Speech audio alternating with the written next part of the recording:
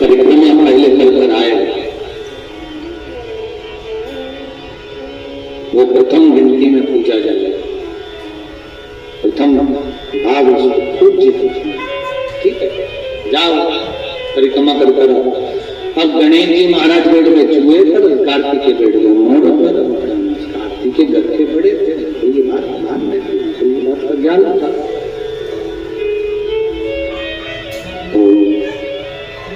कार्तिकेय जी ने कहा अगर माता पिता का कहना नहीं मानेंगे तो अच्छा नहीं है। कार्तिकेय जी तुरंत मोड़ पर चढ़ और परिक्रमा करने निकल गए। भगवान ने तुरंत निर्णय दिया, प्रथम गिनती में तुम गिने जाओगे तथा पार्वती जी को तो मालूम नहीं पड़ा कि कब कर देती है, तो पार्वती जी तो खड़ी हो जाती।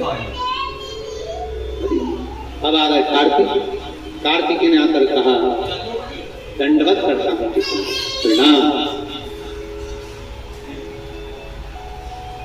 हम तुम्हें देवताओं की सेना के सेनापति बनाते हैं। कार्तिक की आंख से अश्रु, देवताओं की सेना के सेनापति, क्या मैं प्रथम गिनती में नहीं आऊंगी? नहीं, क्यों? गणेश जी ने प्रथम गिनती में आ गए, गणेश जी ने परिक्रमा कर ली। किसकी करी? हमारी।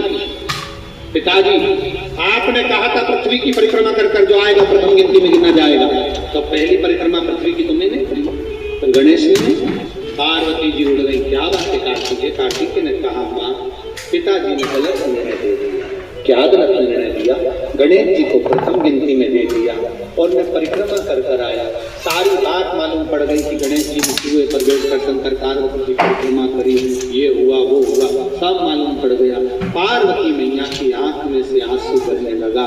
पार्वती उठकर खड़ी होकर शंकर भगवान से बोली, प्रभु बहुत भोले हो, इसलिए आपका नाम भोला शंकर है। दुर्गा, क्या प्रियता है? दुर्गा। कितनी दुर्गा गणेश जी को समर्पित करी जाती है? मात्र 5। कितनी? आज के जमाने में लोग गट्ठा बनाकर चढ़ा दें, वो अपनी जगह पर 5 दुर्गा पंचम इंद्रियों को वश में करने के लिए और भगवान के 5 जो स्वरूप हैं उनको अपने भीतर उतारने के लिए।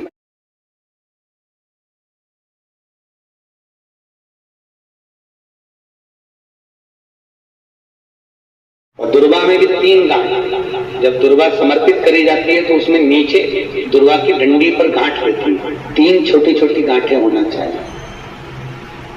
कितनी गांठ? जो भगवान गणेश को क्या हो गया? वो दुनिया को सब कुछ कर देता, उसको क्या हो गया?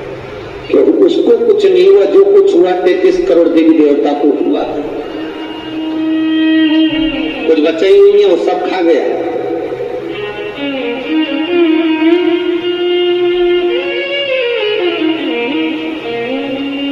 भगवान शिव ने कहा क्या चाहते हो? उनको जीवने से रोक दो प्रभु, कुछ बचा ही नहीं, आप देखेंगे। शंकर जी ने एक दुर्गा उठाकर दे दी कि गणेश जी को दे देना कि ना एक दांत खरोच ले।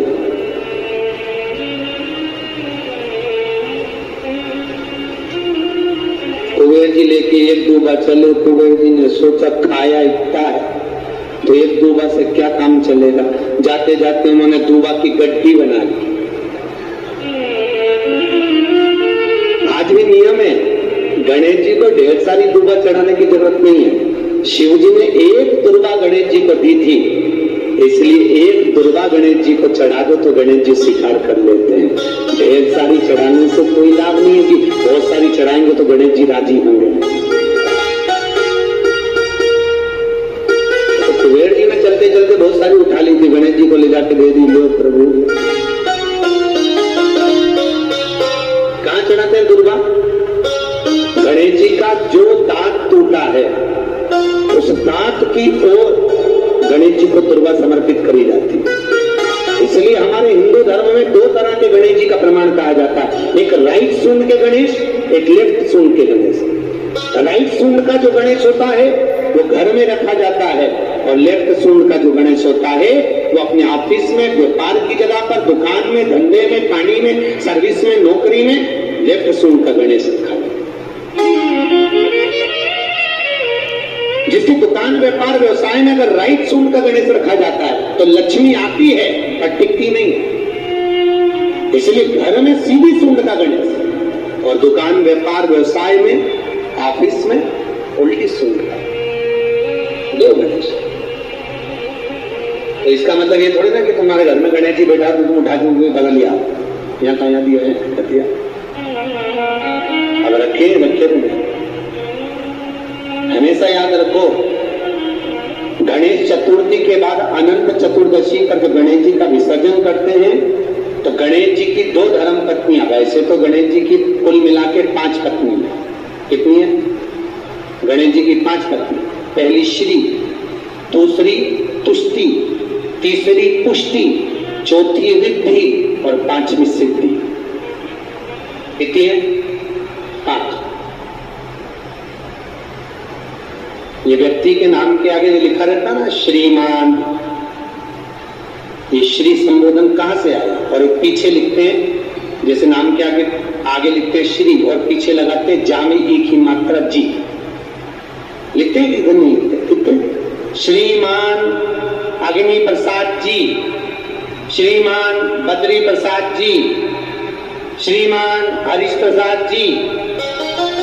तो श्री आगे क्यों आया और जी पीछे क्यों आया? कौन ने लगाया, किस लिए लगाया, कौन ने बताया कि आगे श्री लिखो? किसी के नाम के आगे जी लिखते पीछे श्री लिखते, मर्जी अपनी, अपन कुछ भी लिख सकते। और किसने कहा कि आगे श्री लिखो?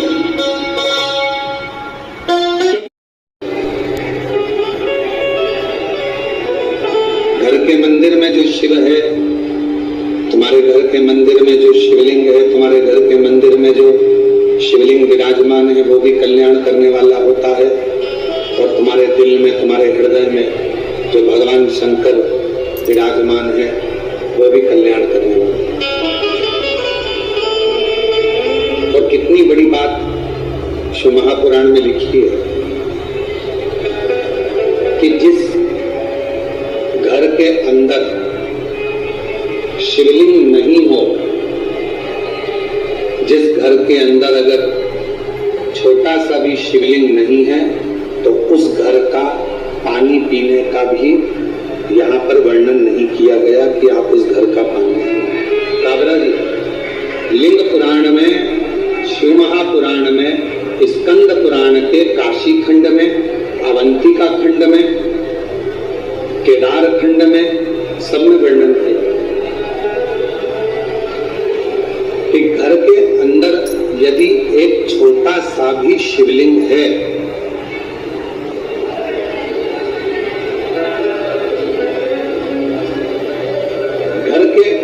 अंदर, यदि एक छोटा सा भी शिवलिंग है, छोटा सा, और वो घर फिर किसी का भी हो, अगर छोटा सा शिवलिंग घर के अंदर है फिर वो घर किसी का भी, उस घर का जल स्वयं गंगा के जल के बराबर।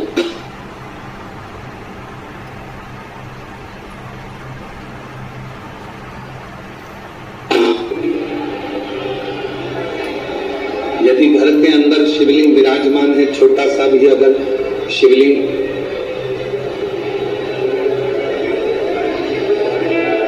बाहर आवाज नहीं जा रही है, उस आवाज की व्यवस्था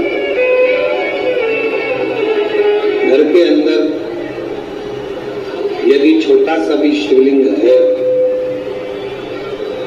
और वो शिवलिंग आपके घर के अंदर है और आप अगर पूजन कर रहे हैं तो ठीक, पूजन नहीं कर रहे हैं तो ठीक। और घर के अंदर वो शिवलिंग अगर रखा भी है तो कहते हैं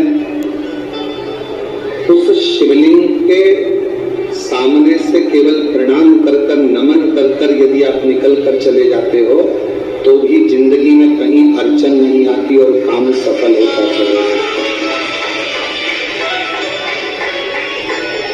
कार्य सफल होता चले।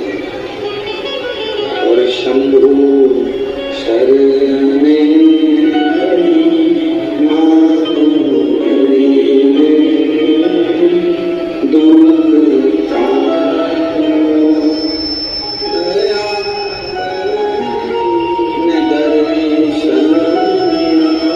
Oh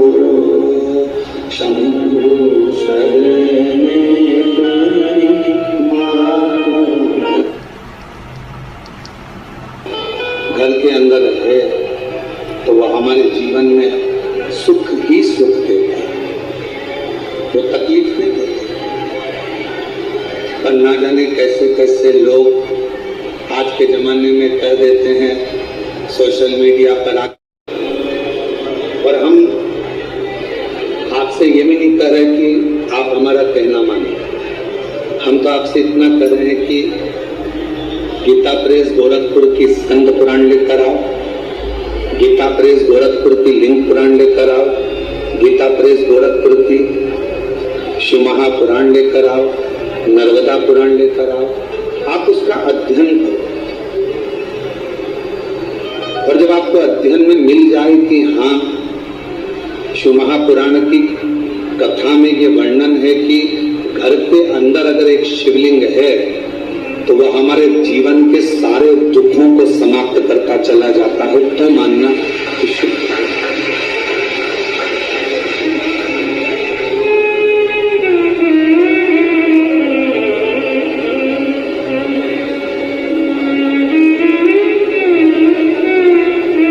एक एक पुराण के एक एक शब्द का अध्ययन करो, पढ़ो, और नहीं पढ़ सकते तो फिर गुरु की वाणी पर भरोसा करो।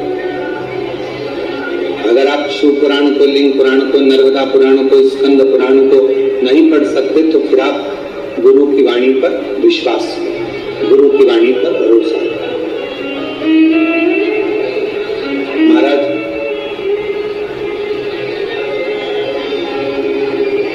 अगर मैकेनिक अच्छा होता है